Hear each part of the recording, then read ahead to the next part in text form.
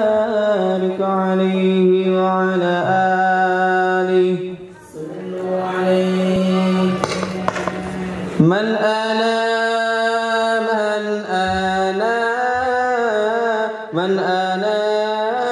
لولاكم كيف ما حبكم كيف ما أقواكم. من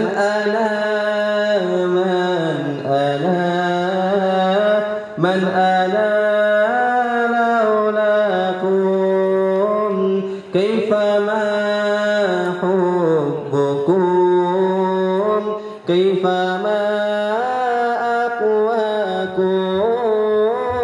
من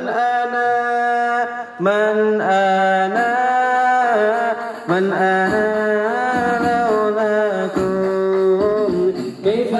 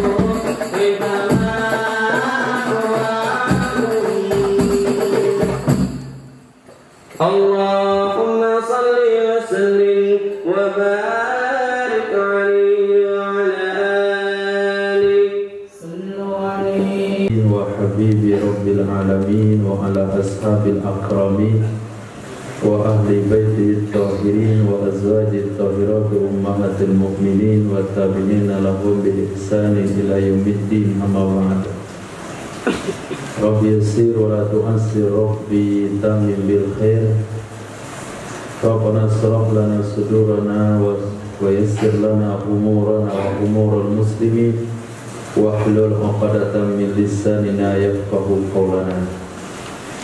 Bisanadina al-muttasili ila imamil khatimatil hufaz al-imam Jalaluddin As-Sayyidi rahimahullahu ta'ala wa qaddasallahu sirrah wa hadama nafa'a bi ulumihi wa barakatihi wa nafahatihi wa madatihi wa karamatihi fid darin amin. Hadis nomor 4502.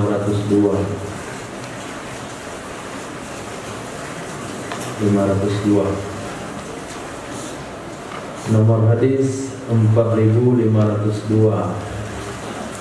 Kita kembali ke hadis satu sebelumnya, 4501. Nabi SAW bersabda, ar-ru'ya sittatun.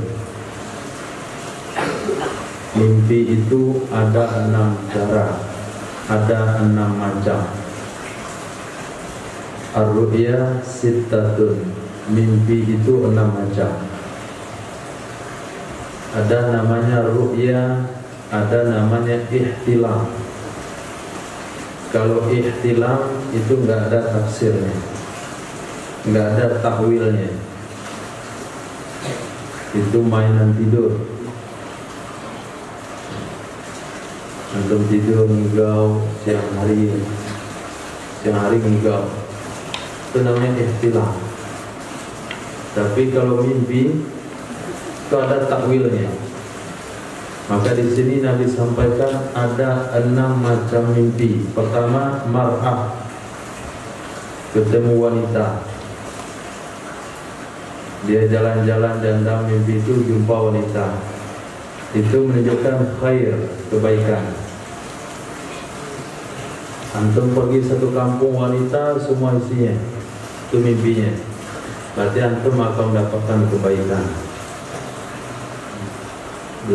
Mimpi jajan, belanja, penjualnya wanita, berarti kebaikan.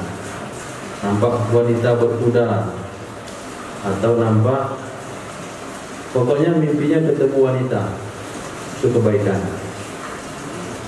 Yang kedua, ba'ir, ketemu onta, maka tafsirannya adalah perang. Tafsirannya perang.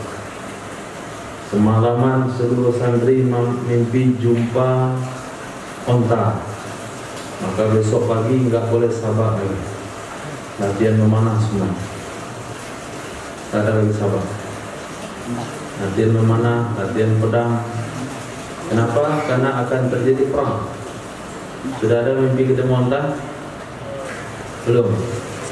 Nah, alhamdulillah, belum ada perang. Kemudian laban, mimpi minum susu, mimpi merah susu, mimpi lihat susu. Terus tawilnya adalah fitrah, suci. Fitrah, antum lihat Ja'far sedang minum susu, maka Ja'far itu sedang kembali kepada fitrah.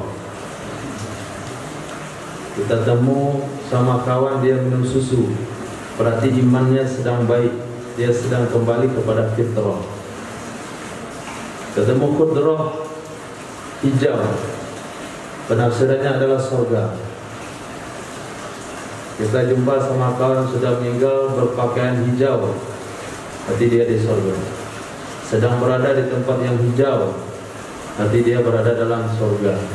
Ketemu sama kakek yang meninggal dunia berpakaian hijau, di rumah hijau, di tempat hijau, berarti dia sedang berada di surga. As-safinatun najah, mimpi ketemu kapal itu berarti selamat. Mimpi ketemu kapal, lihat kapal, naik kapal, itu selamat. Kita putus kontak dengan tetangga, sudah 20 tahun nggak tahu beritanya.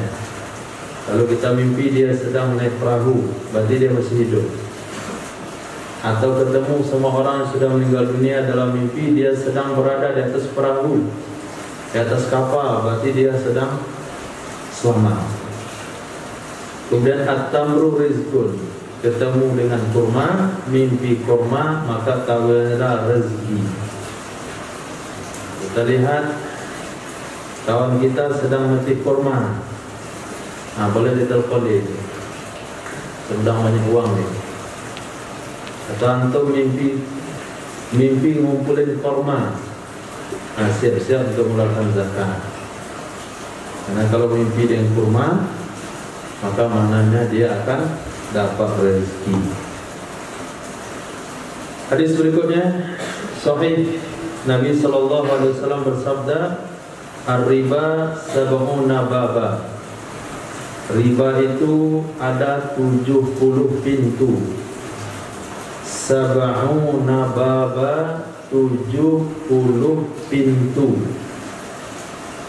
Wasyirku mislu dzalik, syirik juga seperti itu, 70 pintunya. Termasuk asuransi riba. Tapi kecil antum cabut itu benang apa hadiah riba, yang ditempelkan di dinding-dinding, cabut nomor riba, buntut itu zaman saya SD, itu buntut menyebar di kampung. Setiap pagi orang bertanya mimpi, kedua tanya sama orang gila berapa nomornya, kemudian lihat mobil kecelakaan berapa BA-nya, pokoknya urusan nomor itu riba semuanya. Termasuk itu jual beli multi level marketing, termasuk bab riba. BPJS berbayar, riba. BPJS gratis nggak ada masalah, ini yang berbayar. Nah, jadi ada 70 pintunya. 70 pintunya. Syirik juga seperti itu, 70 juga pintunya. Ar-riba salah satu wasabamuna baba. Riba itu ada 73 pintu. Ini redaksi yang lain. Riba itu salah satu 3 wasabamuna dan 70 baba pintu. Riba terdiri pada 73 pintu. Hadisnya dhaif. Nah, sudahlah, karena hadis dhaif. Nah, dia di belakang hadis sahih. Ar-riba salah satu wasabamuna baba. Riba itu 73 pintu. Bagaimana tanggapan antum kira-kira kalau jumpa hadis pertama ini? Riba salah satu wasabamuna baba. Riba itu 73 pintu. Ketemu hadisnya, dapat riwayatnya dhaif. Kalau ada orang ceramah, riba 73 pintu, antum baca satu hadis ini, komen sama kamu, dhaif dia baca itu, dhaif hadis ini. Kenapa dia berkomentar seperti itu? Karena dia baru baca satu hadis. Maka yang banyak komentar berarti baru baca satu hadis. Yang mudah menyalahkan orang lain karena dia baru baca satu hadis. Lihat hadis pertama, riba 73 pintu, hadis riwayat Imam Ibnu Majah. Statusnya dhaif. Kalaulah dia baca satu hadis ini saja, maka dia akan berkomentar hadis itu dhaif. Tapi ketika dia mau baca hadis yang lain, baru tahu dia itu sahih. Nah, kalau ada satu sanad hadisnya dhaif, satu sanad hadisnya sahih, maka hadis dhaif menjadi hadis hasan li ghairi. Menjadi hadis hasan li ghairi. Dan hadis sahih. lebih panjang. Riba itu salah satuan wasabahuna baba. Riba itu 73 pintu. Aisaruha, yang paling gampangnya, yang paling mudahnya, yang paling rendahnya riba, mislu seperti ayang kihar rajulu ummahu, bahwa menikahi oleh seseorang akan ibu kandungnya. Itu dosa riba yang paling rendah, dosa riba yang paling kecil, seperti seseorang menikahi ibu kandungnya. Bagaimana kita berpandangan sinis terhadap pelacur? Bagaimana kita berpandangan sinis terhadap seseorang yang terlibat zina? Apa pandangan masyarakat terhadap orang terlibat zina? Dipandang rendah sekali, bahkan tidak punya nilai lagi di tengah masyarakat. Tidak ada nilainya lagi. Ternyata dia baru berzina dengan orang lain, belum lagi dia berzina dengan ibu kandungnya. Bagaimana pandangan manusia kalau ada satu orang berzina sama ibu kandungnya sendiri? Pasti kalau dulu-dulu sudah diusir di kampung, diusir. Nah sekarang orang yang terlibat riba yang paling rendah itu dosanya sama dengan berzina dengan ibu kandungnya. Lalu kenapa kita tidak merasa berdosa? Lalu kenapa tidak merasa memandang sinis terhadap orang yang terlibat riba?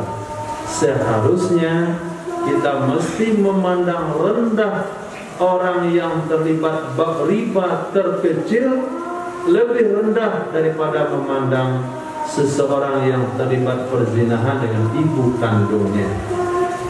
Itu kalau kita mau memandang menurut kacamata Islam. Wa inna arbar riba, sesungguhnya yang paling tinggi riba itu, arba paling tinggi. Wa inna arba, sesungguhnya yang paling tinggi dari riba itu adalah irdur rajulil muslim, mencemarkan harga diri seorang muslim.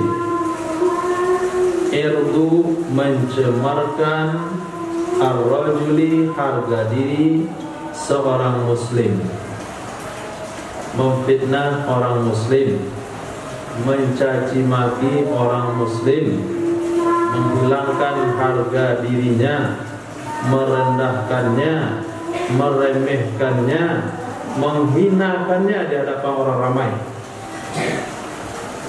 Kecuali dalam bab-bab tertentu, bukan seluruh bab ya.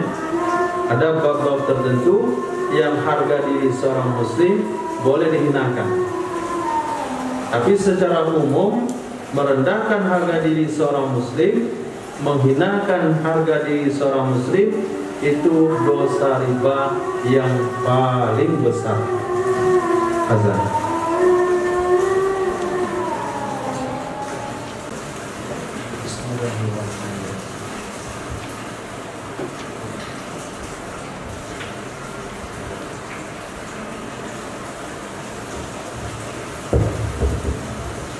Allah, bismillah. Tolong lihat terjemahan surah ayat Al-Mu'minun ayat 50. Surah Al-Mu'minun ayat 50. Kita lanjutkan pada hadis 4505.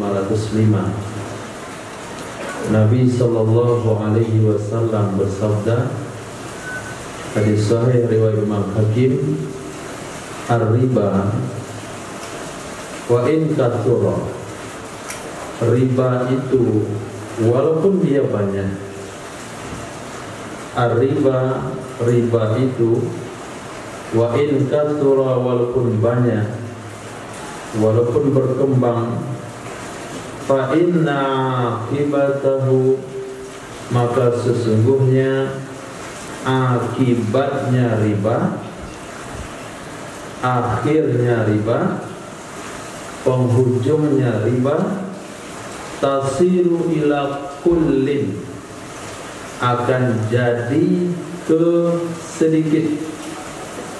Tasiru akan jadi ila ke kullin sedikit.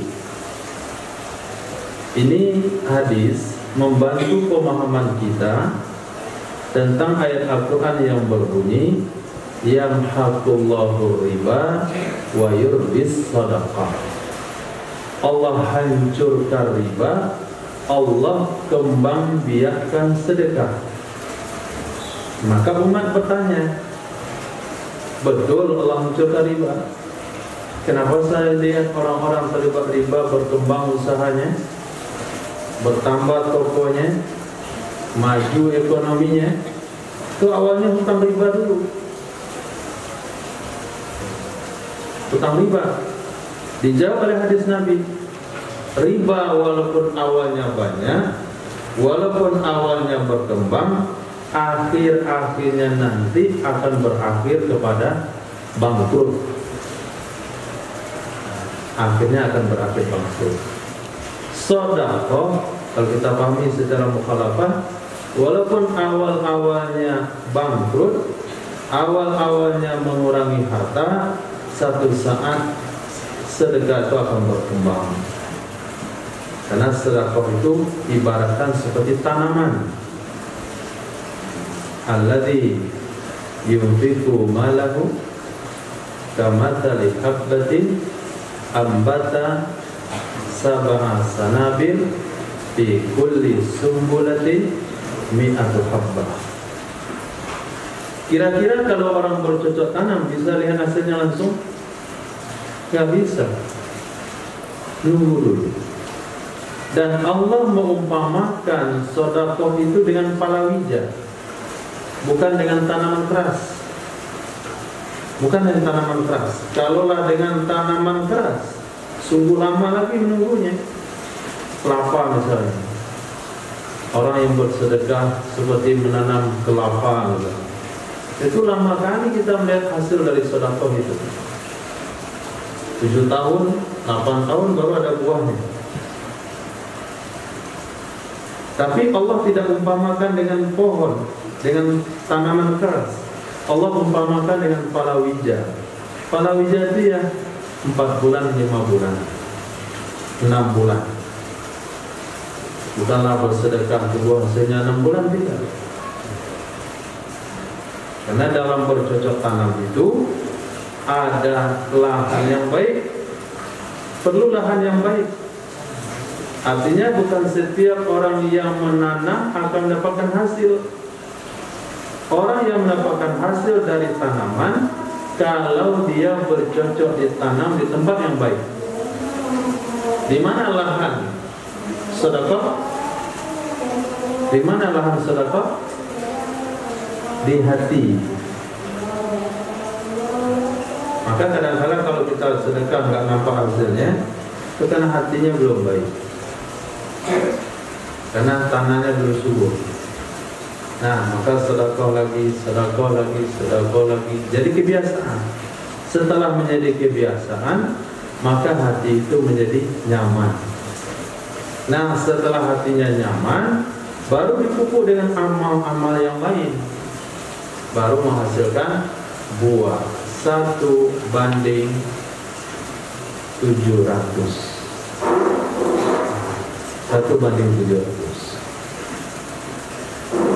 Nah, jadi sedekah walaupun awalnya itu kurang harta, nanti berakhir kepada banyak.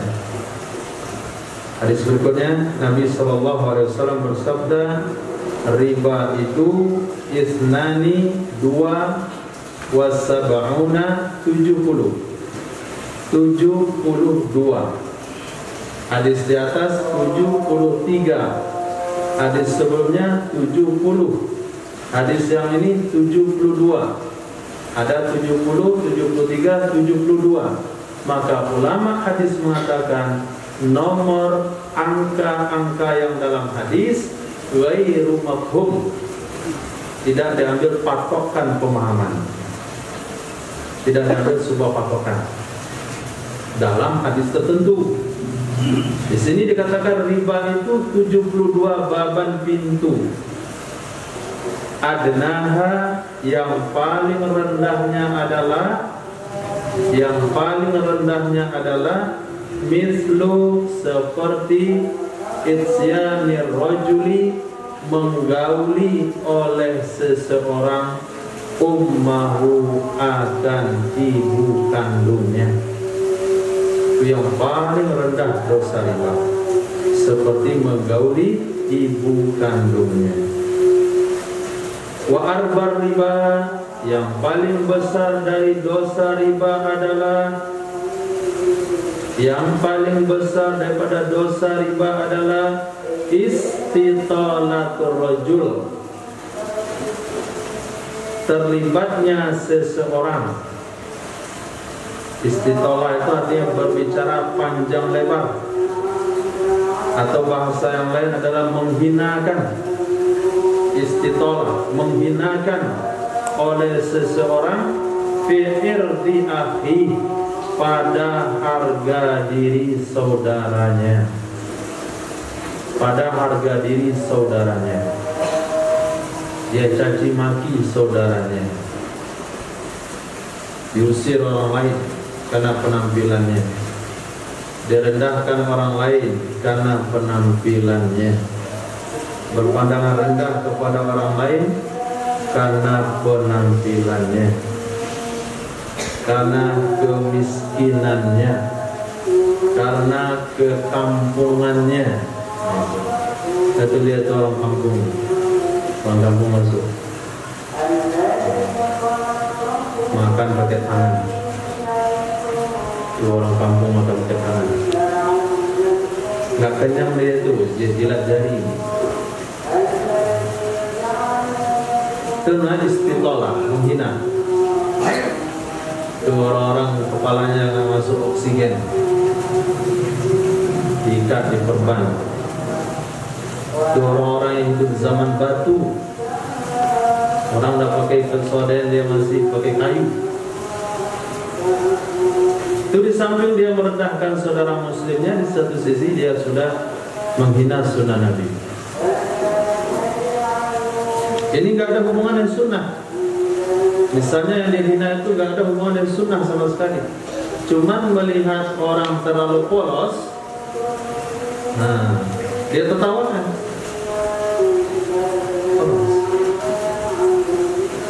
Ilyas misalnya masuk ke bakso, Mbak, banyakin garpunya, Mbak. Pesan bakso minta banyakin garpunya. Karena dia nggak pernah tahu garpu sebelumnya, dia tahu dia sendok. Pakai garpu nggak? Oh iya, banyakin garpunya ya. Tertawa orang satu kedai. Nggak sampol lah. Nah itu merendahkan harga diri orang lain karena kampungan. Itu kan nggak ada hubungan sunnah itu. Nah itu termasuk dosa riba terbesar. Dosanya sama dengan dosa riba terbesar. Kalau tertawa boleh dalam hati saja. Ya mesti tertawa lah kita, lucu kan? Tapi tidak boleh mengotori lidah, merendahkan diri. Hei kampungan, garpu itu sendok. Kenapa antum besar banyak garpunya? Tinggal di mana namanya? Nggak masuk listrik, nggak pernah lihat TV. Nah, itu dimaksud dengan istitalatul rajul, menghina seseorang fi irdi akhi. Ar-riba sab'una huba. Riba itu 70 dosa. Jadi pintu yang dimaksudkan dalam hadis di atas adalah pintu dosa. Riba itu sab'una huba, 70 dosa. Aisaruha, yang paling rendahnya adalah, yang paling di bawahnya adalah ayam kihar rojul, bahwa menggauli oleh seseorang ummahu, akan ibu kandungnya. Tulis artinya. Yang kiha, bahwa menggauli ia seseorang ummahu, akan ibunya. Coba baca terjemahan Al-Mu'minun 50. Itu mukmin bukan? Al-Mu'minun ayat 50.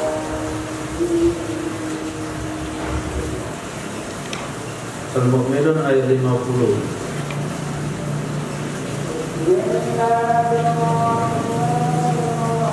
Bukan.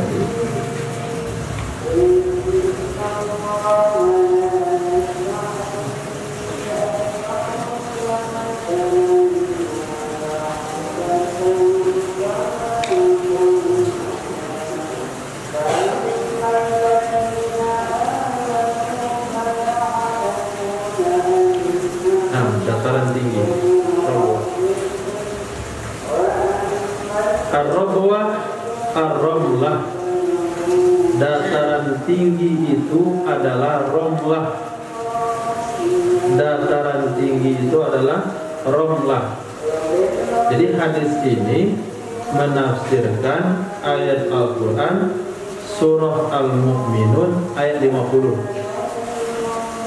Surah Al-Mu'minun ayat 50. Wa awainahuma ila rahwatin, kami beri tempat keduanya, Nabi Isa dan ibunya, ke Rabwah. Arti Rabwah? Dataran tinggi. Dataran tinggi yang dimaksudkan dalam hadis itu adalah kota Ramlah. Dataran tinggi yang dimaksudkan di ayat itu adalah suatu tempat Ramlah yang ada di Baitul Maqdis. Jadi kalau kita dapat rezeki ziarah ke Baitul Maqdis, boleh ditanya mana yang disebut dengan kawasan Ramlah. Nah, ke kawasan itulah Nabi Isa dan ibu beliau diselamatkan oleh Allah Subhanahu wa taala. Wa awainahuma ila rahwatin. Tulis di situ tafsir bagi ayat 50 surah Al-Mu'minun. Hadis 4508 itu adalah penafsiran bagi surah Mu'minun ayat 50. Nah, ini hadis ini jawaban bagi kejadian kemarin. Apa bunyi hadisnya? Riwayat Imam Abu Daud dari Sayyidina Abi Hurairah radhiyallahu anhu, hadis sahih. Ar-rijlu jubar. Rijlu artinya kaki. Ar-rijlu artinya kaki. Jubar maknanya adalah sesuatu yang tidak wajib diganti.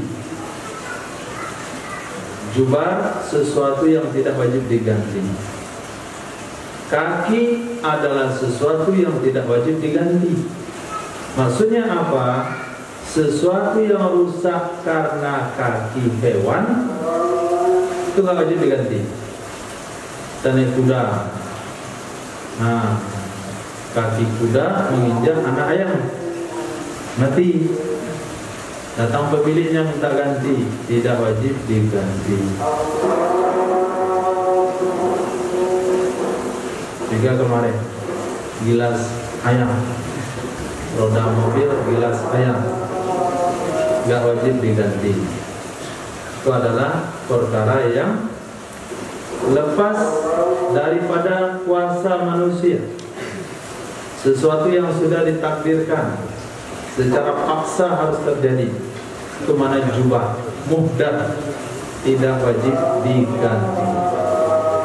Kecuali kalau sekiranya hewannya masuk dalam kebun orang lain, itu wajib diganti. Ini nggak masuk di kebun, dia jalan saja, di jalan dia, di tempat dia. Hewan itu jalan di tempatnya, di tempat yang semestinya. Lalu membunuh, merusak, menyakiti, nggak wajib diganti. Lain halnya kalau hewan itu keluar pada jalurnya, kereta api keluar pada relnya, motor masuk dalam kedai, itu lain babnya, itu wajib diganti. Mobil masuk warung pergi jajan, wajib ganti. Tapi kalau dia jalan di jalannya, kemudian ada yang terlintas, ada yang mati, itu disebut dengan jubar, perkara yang luar daripada kontrol manusia dan tidak ada ganti rugi. Hadis berikutnya Nabi SAW bersabda, rajulus salih, laki-laki yang baik, laki-laki yang soleh, yati bil khabaris soleh, dia datang dengan membawa berita yang baik. Laki-laki yang soleh, dia datang dengan membawa berita yang baik. Wa rajulus su, sedangkan laki-laki yang jahat, laki-laki yang tidak baik, yati bil khabaris su, adalah seseorang yang membawa berita yang tidak baik. Ini penilaian secara firasat. Nabi mengajarkan firasat, menilai seseorang. Kita kedatangan tamu, dari tadi tamu itu bicara yang nggak baik aja, berita-berita nggak bagus saja, maka yakinilah tamumu itu bukan orang baik. Tapi kalau dia datang membawa berita-berita bagus, cerita yang keluar mulutnya berita bagus saja, berita-berita yang nyaman, enak didengar, menghibur, mengembirakan, itu menyatakan laki-laki itu adalah orang baik.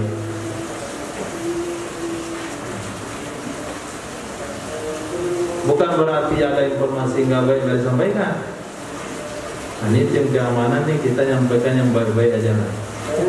Yang nggak baik jangan disampaikan, supaya kita nggak jadi laki-laki yang jelek. Jadi yang baik-baik aja disampaikan. Itu enggak juga itu rumusnya. Bukan rumus seperti itu. Semuanya berita baik, guru sampaikan baik semuanya.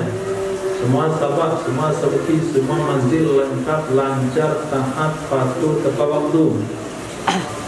Tidak ada yang terlambat 2 jam untuk kelas, karena dia pengen menyampaikan berita yang baik-baik saja. Ini bukan bab yang seperti itu. Ini bab kita menilai orang yang kita tidak mesti dengar berita itu sama dia. Kita nggak ada urusan dengan berita itu. Lain halnya berita daripada seorang bawahan kepada atasan, karena dia ditugaskan sebagai pengawas dan sebagainya. Itu harus disampaikan dengan yang sebenarnya, karena ada pertanggungjawaban. Sementara kita dengan dia nggak ada hubungan apa-apa, dan sesuatu yang diberitakan ke kita itu juga tidak ada hubungannya, ada hubungan apa-apa. Jadi asal ngomong saja. Kan cerita yang kita dengar dari dia itu nggak ada yang bagus, jelek semua. Maka yakinilah dia juga orang jelek. Nah, tapi kalau kita mendengar dari dia berita yang bagus-bagus, yang baik-baik, maka dia berarti orang baik. Nah, hadis berikutnya Nabi SAW bersabda, ar-rajulu ahaqqu bisadri dabbati, seseorang lebih berhak di bagian depan kendaraannya. Ar-rajul, seseorang, ahaqqu, lebih berhak, bisadri dabbati, di bagian depan kendaraannya. Maka ketika Nabi SAW dibonceng oleh satu orang, maka orang itu mempersilahkan Nabi duduk di depan. Kata Rasul, kamu yang punya kendaraan lebih berhak duduk di depan. kecuali kalau kamu mempersilahkan saya untuk duduk di depan. Dan saya persilahkan untuk duduk di depan. Kalau dari persilahkan nggak ada masalah. Paham ya? Kecuali kalau dipersilahkan. Wa ahaqqu bi majlisi, seseorang itu lebih berhak dengan tempat duduknya. Seseorang itu lebih berhak dengan tempat duduknya idza raja'a, apabila dia sudah kembali. Nah, misalnya Angga insan, dia dari dulu duduk situ misalnya, dia duduk masahib. Pas waktu itu demam dia, nggak hadir masahib, kosong tempat duduknya, lalu maju ke depan di Zahrani, apa namanya? Ali Akbar. Nah, maju dia ke depan. Nah, ketika Angga sehat, Ali Akbar mundur lagi ke belakang. Kenapa? Seseorang lebih berhak menempati tempat duduk dia kalau dia dah kembali, baik dalam masa yang lama atau yang sedikit. Misalnya kawan dari tadi pagi dia duduk di situ sholat Jumat, booking tempat, dia pergi wudhu, kebetulan dia tempat dia kasih tanda, nggak dikasih tanda, sejadah nggak ditinggalkan, siwak nggak ditinggalkan, atau nggak ada bekas ditinggalkan, sehingga ditempati oleh orang lain. Nah, ketika dia kembali ke tempat wudhu, dia masuk ke situ, dia bilang, nih saya duduk tadi di sini. Iya, iya kata orang. Nah, mundur, kasih di tempat. Gak perlu dicerahkan, mang, di sini punya nenek moyangmu. Gak perlu gitu. Kalau dia dari awal sudah duduk di situ, lalu dia kembali keluar, lalu mau balik lagi, dia berhak tempat duduknya di situ. Ini saya di sini tadi saya duduk di sini. Di semua air keluar, maka dia berhak, kata Nabi. Nah, kasih sama dia. Nah, ar-rajulu ahaqqu bi sadri dabbati, hadisnya sama. Seseorang lebih berhak di bagian depan kendaraannya. Wa bi sadri firasih, dan di bagian depan kudanya. Firas. Maaf. Firas itu bukan kuda. Sadri firasih, di bagian depan ranjangnya firas, tempat tidur. Apa maksud bagian depan tempat tidur?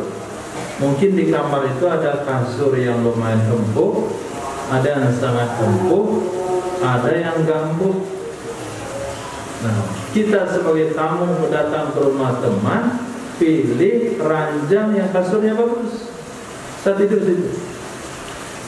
Jangan, pemilik lebih berhak di situ daripada kita sebagai tamu.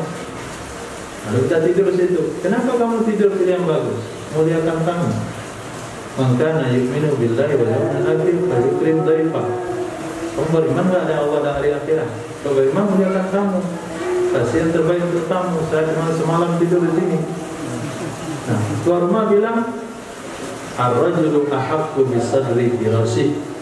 Orang yang punya rumah lebih berhak dengan yang terbagus tempat tidurnya.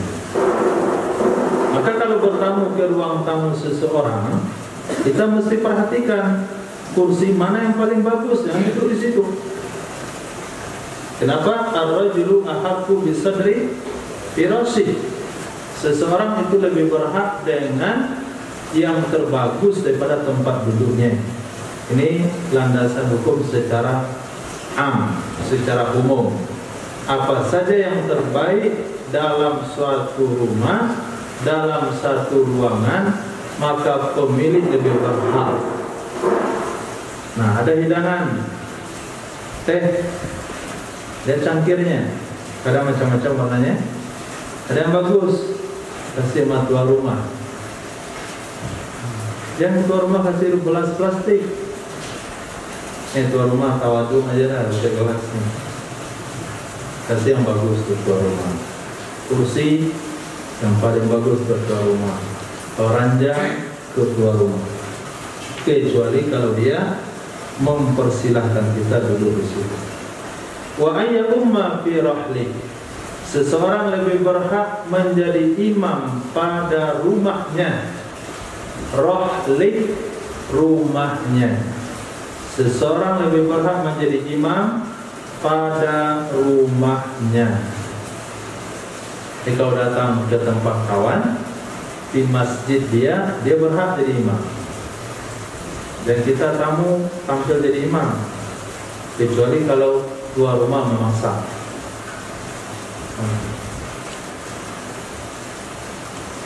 Kita datang ke rumah teman, lalu sholat di musholanya, dia berhak jadi imam, walaupun suara kita yang paling bagus, apalagi suara kita yang paling bagus. Nah, itu lebih gak baik lagi. Dia pun jaga harga diri kan.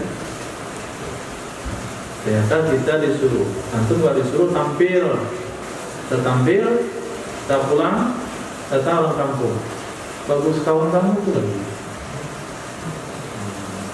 Turun harga diri. Kecuali kalau dia mempersilahkan. Nah, nih hadis berikutnya hampir sama. Ar-rajulu ahaqqu bisadri dabbatih, seseorang lebih berhak di bagian depan kendaraannya. Wasadri firasih, di bagian depan ranjangnya. Wassalati fi manzilih, dan sholat di rumahnya. Artinya menjadi imam sholat di rumahnya, kecuali imam ya jama'un nasa alaih, yang dia mengumpulkan manusia di atasnya. Kalau imam yang mengumpulkan manusia di atasnya, maka dia berhak di mana-mana saja. Maka kalau ada presiden datang ke masjid mana saja, dia lebih berhak jadi imam. Kalau ada gubernur Sumbar, dia datang ke masjid raya mana saja di kawasan Sumbar, dia berhak jadi imam. Kalau ada bupati datang ke masjid di kabupatennya, di mana saja dia berhak jadi imam. Nah, kalau ada Pak Lurah, dia berhak jadi imam di masjid kelurahannya. Itu maknanya imam, pemimpin. Kalau dia datang ke rumah kita sendiri pun, dia berhak jadi imam di rumah kita. Begitu leluasa yang diberikan oleh Islam, kecuali kalau dia tidak layak jadi imam. Nah, kalau tidak layak jadi imam, nggak boleh jadi imam. Kenapa? Akan membatalkan sholat jamaah. Kepentingan sholat lebih diutamakan daripada keutamaan dia jadi imam. Jadi keutamaan tadi selagi dia punya kapasitas untuk imam sholat. Oke, insyaallah mungkin Bapak-bapak ada pertanyaan.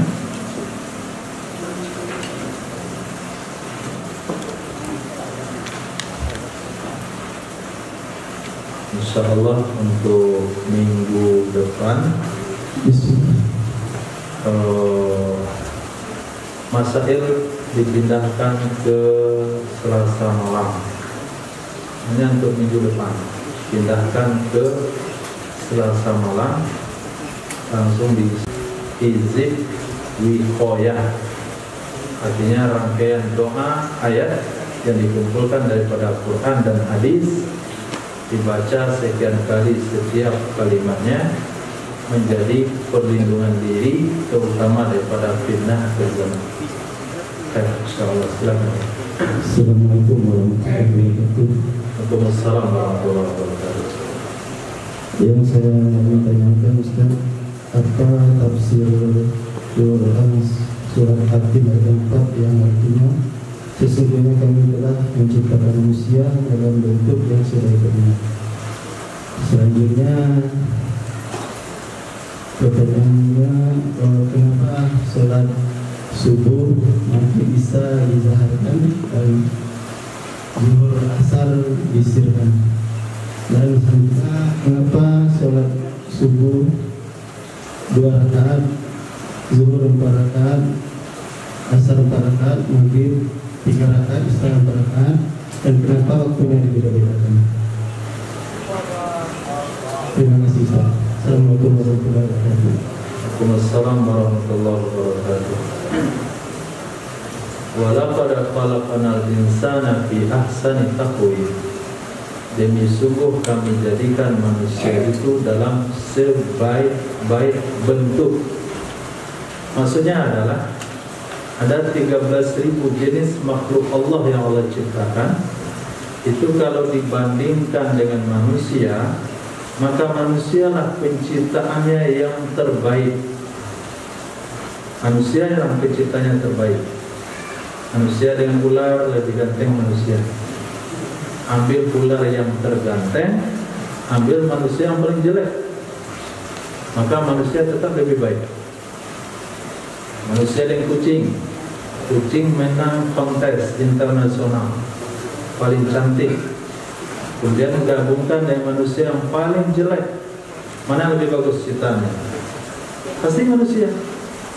Gak ada orang bilang nih kucing lebih ganteng pada pemiliknya. Pasti orang menganggap manusia itu yang terbaik dibandingkan dengan ular, apalagi dibandingkan dengan kecoa, dibandingkan dengan belut, dengan ikan lele. Jadi 13.000 jenis makhluk manusia ciptaan Allah. Manusia itu yang sebaik-baik bentuk, berjalan dengan 2 kaki, kepalanya ditinggikan oleh Allah Subhanahu wa taala daripada duburnya. Hewan yang lain sejajar dubur dan kepala. Kepala, dubur, perut itu sejajar. Artinya isi perut, isi kepala, isi dubur sama saja. Tapi manusia tidak. Ada rongga ilmu di kepala, ada rongga iman di dada, ada rongga perut. Maka ulama sufi katakan, kalaulah ada manusia yang pemikirannya adalah perut, maka nilainya sama dengan yang keluar dari perut. Berarti ada nilai pada manusia itu sebaik-baik penciptaan. Maka ketika ada manusia pengen foto sama hewan, itu dia khawatirkan dia mengakui keindahan makhluk, keindahan ciptaan dia, kebanggaan dia. Oh, alhamdulillah saya tempat foto monyet.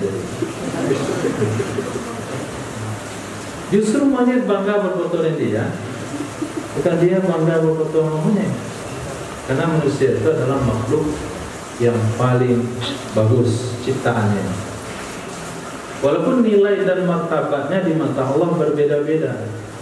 Ketika dia bisa mengendalikan nafsunya, martabatnya melebihi malaikat. Ketika dia tidak bisa mengendalikan nafsunya, martabatnya rendah pada hewan. Tapi kalau dari segi fisiknya, ujung rambut sampai ujung kaki, itu manusia adalah yang terbaik dari seluruhnya. Terbaik, telinga terbaik, hidung terbaik, mulut, gigi, dan semuanya. Kemudian kenapa dijaharkan sholat subuh, maghrib, dan isya? Kalau awal mulanya adalah awal mula asal usulnya karena jahat itu akan memancing kekejaman, gangguan daripada orang-orang musyrik. Tapi kalau sudah subuh, maghrib, dan isya, itu mereka nggak bisa lagi beraktivitas untuk mengganggu, nggak mengganggu lagi.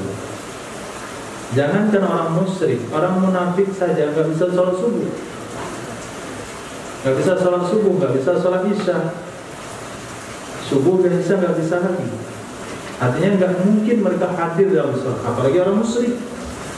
Maka gangguan itu muncul biasanya di sholat siang hari, waktu mereka beraktivitas, zuhur dan asar. Karena waktu itulah mereka mengganggu, maka disirkan sholatnya supaya tidak terdengar oleh mereka bacaan Al-Quran. Mereka tidak menyadari ada orang Islam yang sholat di sekitarnya. Tapi kalau sudah malam, gangguan itu nggak ada lagi. Lampu udah nggak ada lampu waktu itu, nggak ada cahaya, sehingga mereka untuk mendatangi, mengganggu itu nggak mungkin. Maka dijaharkanlah sholat. Itu asal mula asbab musababnya. Tapi secara hukum tauqifi, begitulah aturannya secara syariat Islam. Sekarang kan tidak masalah lagi kita sholat asar dengan jahar, sholat zuhur jahar, kita jaharkan saja. Kan nggak ada alasan lagi. Alasan itu kan ada gangguan. Sekarang nggak ada gangguan. Maka kalau untuk sekarang jawabannya adalah tauqifi. Artinya perkara yang sudah ditetapkan hukumnya, yang tidak ada masuk pertanyaan di dalamnya, tidak bisa dipertanyakan. Termasuk rakaat sholat.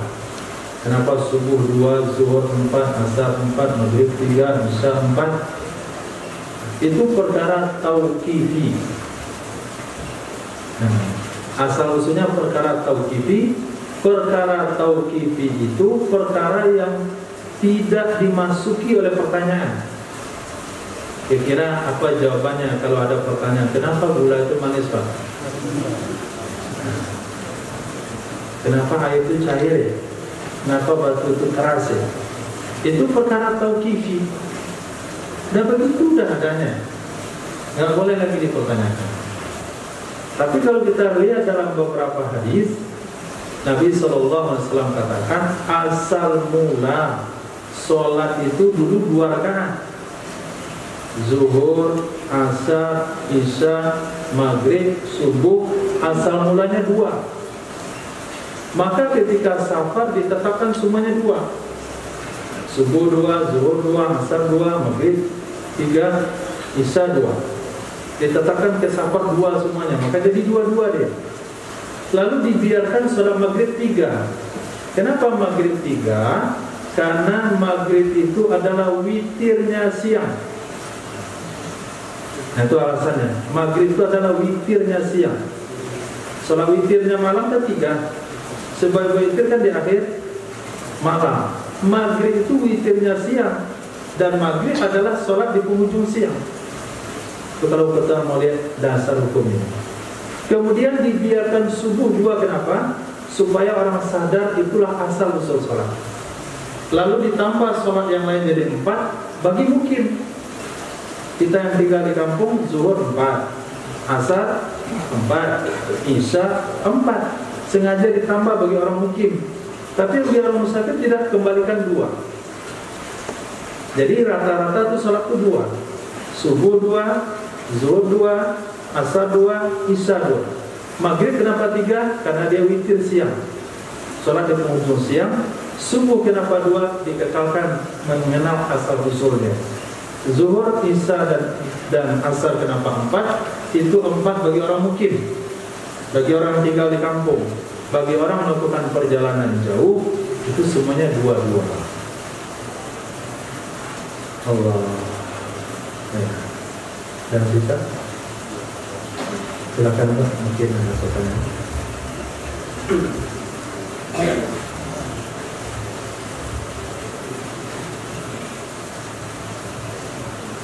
Tanya, bagaimana hukumnya menikahnya wanita kembar siam?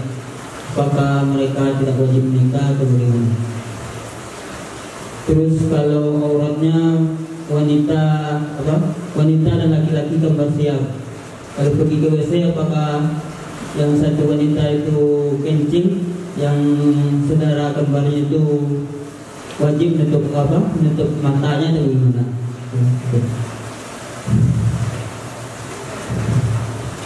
Gimana kejadiannya? Kejadiannya gini, wanita itu kembar siam. Di mana kejadiannya sekarang?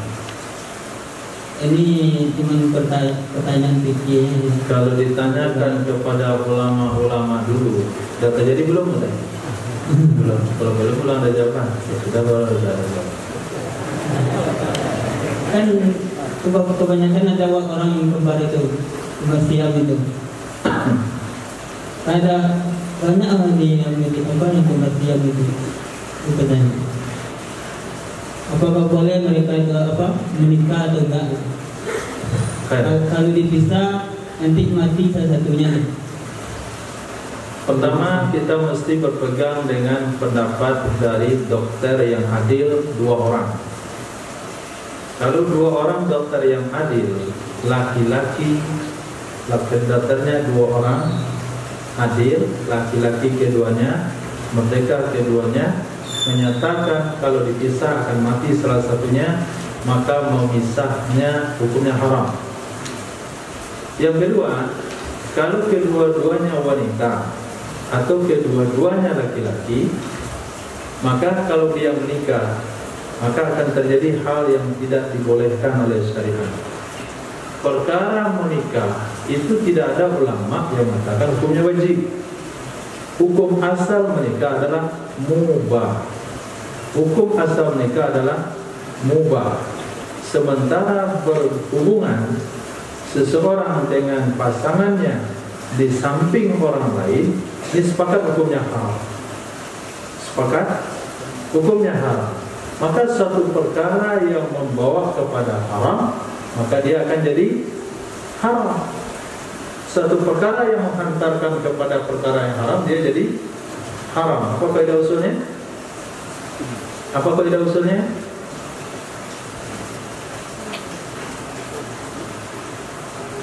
Mas, lil wasaili hukmul maqasid. Bagi wasail perantara adalah hukum maqasid. Salat sebetulnya wajib, wudu tidak. Tapi karena salat tidak sah tanpa wudu, wudu jadi wajib. Lil wasail hukmul maqasid. Kalau orang ini nikah, dia akan terlibat berhubungan badan di samping saudaranya, dan itu hukumnya haram. Bahkan bukan di samping saudaranya, di samping istrinya pun hukumnya haram. Diharamkan seorang laki-laki menjima istrinya di samping istrinya juga, hukumnya haram. Maka perkara yang mengantarkan kepada haram jadilah dia haram. Perkara yang mengantarkan kepada wajib jadi wajib. Perkara yang mengantarkan perkara sunat jadi perkara yang mengantarkan kepada perkara mubah, hukumnya lil wasail hukmul maqasid. Bagi perantara adalah hukum tujuan. Kalau menyebabkan kepada haram, maka perkara itu jadi haram. Nah, sekarang buang air kecil, buang air besar, itu kan bukan perkara yang dicita-citakan. Itu perkara tabi'i yang tidak bisa diatasi. Maka bagaimana caranya? Caranya mesti dia melakukan semampu mungkin untuk tidak melihat aurat saudaranya sendiri. Ya, satu orang disuruh pakai kacamata lah, terus suruh menghadap ke arah yang berbeda. Ternyata dia kembar siang berhadapan. Tutup mata, tutup telinga, dan tutup hidung. Nah, begitulah hukum sebaliknya. Itu kalau terjadi, terasa nggak ada yang terjadi. Walaupun ada, itu 1 daripada 1 juta kasus. Allah ingin menunjukkan kekuasaannya saja, dan itu tidak akan berjalan lama. Allah hanya ingin menunjukkan kekuasaannya saja. Allah itu Maha Pengasih dan Penyayang. Gak mungkin buat kasus seperti itu kecuali hanya 1 dari 1 juta atau 1 dari 10 juta kasus untuk menunjukkan kekuasaan Allah Subhanahu wa ta'ala.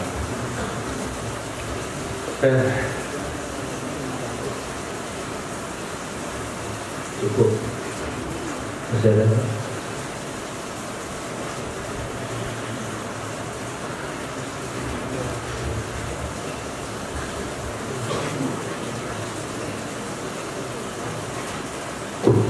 Assalamualaikum warahmatullahi wabarakatuh. Assalamualaikum. Ini pertanyaan tadi tuh tentang melindas tadi mobil semua melindas sayang. Kalau manusia gimana itu? Kalau yang terlindas manusia gitu. Assalamualaikum warahmatullahi wabarakatuh. Wassalamualaikum warahmatullahi wabarakatuh. Kalau yang digilas itu manusia, maka itu masuk dalam hukum pembunuhan. Pembunuhan dalam Islam ada 3 macam. Satu adalah pembunuhan secara sengaja. Apa itu pembunuhan secara sengaja? Seseorang berniat membunuh orang lain dengan cara yang mematikan. Dia niat bunuh orang lain tapi pakai rotan, maka itu tidak masuk pembunuhan secara sengaja. Dia niat bunuh orang lain tapi dengan cara mematikan, menggunakan pisau atau pedang misalnya, maka hukumnya 2. Satu, qisas, dibunuh. Yang kedua, kalau dimaafkan oleh keluarga korban, maka dia akan membayar diyat mughallazah 100 ekor unta. Dan di waktu yang lain juga dia mesti membayar kifarat pembunuhan kepada Allah Subhanahu wa taala, yaitu memerdekakan seorang budak. Karena hari ini tidak ada budak, dia akan puasa 2 bulan berturut-turut. Kalau dia tidak mampu, dia akan membayar kepada 60 fakir miskin masing-masing 1 liter. Yang kedua adalah pembunuhan serupa sengaja. Serupa sengaja, yaitu pembunuhan yang dilakukan secara sengaja tapi alatnya tidak mematikan. Misalnya tidak sabar, berotan dari buru, mati langsung.